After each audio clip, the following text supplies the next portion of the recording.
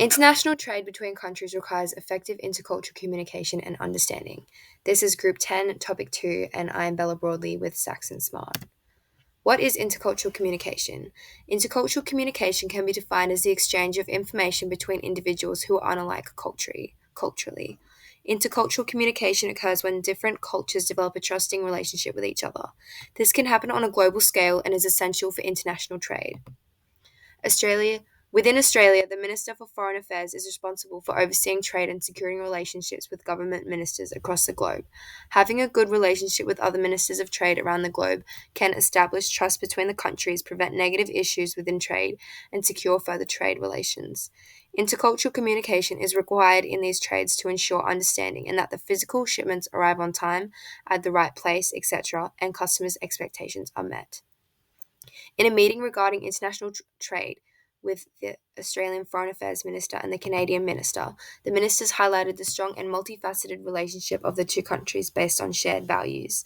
They underscored their extensive and ongoing bilateral and multilateral collaboration in defence and security, trade, development, human rights, and regional issues.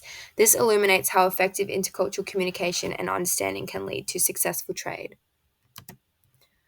Language and cultural differences. There are other measures which need to be addressed to ensure successful trade, such as different languages spoken and cultural differences which need to be addressed.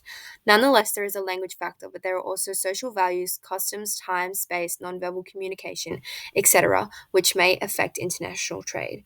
Social and cultural norms must be understood, otherwise, one might offend the other trading party. An example of this includes business etiquette in China, where one must wait for him to initiate the greeting to ensure a respectful trade process on both ends. If these cultural matters are not understood, these problems in communication may also restrict the level of trade between the two countries. Intercultural understanding is essential to ensure international relationships and trade agreements. This can be shown through the recent breakdown in diplomacy between Australia and China. Australia petitioned WHO to launch an inquiry into the beginning of COVID-19, and China responded with an unprecedented wave of trade restrictions that froze many categories of Australian exports, rapidly decoupling economic ties, and also collapsing the trade relationship China and Australia once had. This is a key example of how intercultural misunderstanding can affect trade. The need for effective communication. Due to globalization, international trade is becoming ever increasingly prevalent in business due to the intrinsic benefits this form of trade provides. But due to this, it's become imperative that countries are able to effectively communicate with each other despite cultural differences.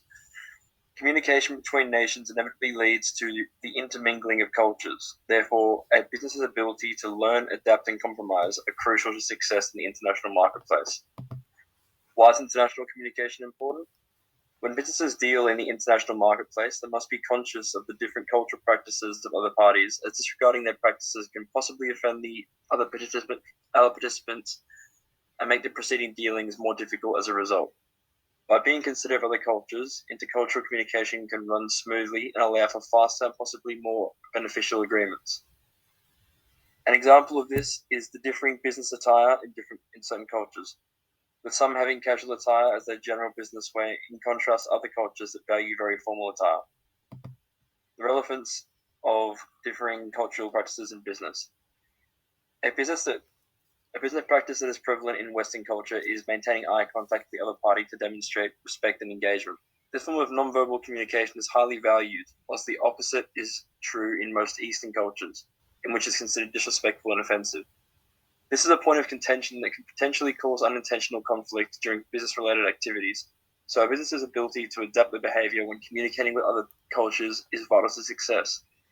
Additionally, different cultures expect differing levels of formal attire. An example of this is the differing business attire in certain cultures, some having more casual attire as their general business wear, in contrast to other cultures that value very formal attire.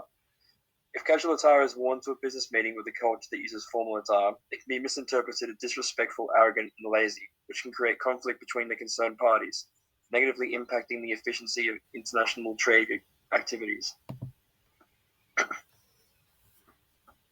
Verbal and non-verbal intercultural communication.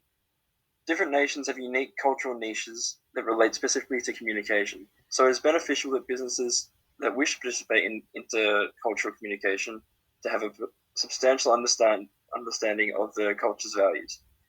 Even with cultures that share the same language, verbal communication can greatly differ depending on the specific culture, with even the way in which you introduce yourself or refer to others greatly varying.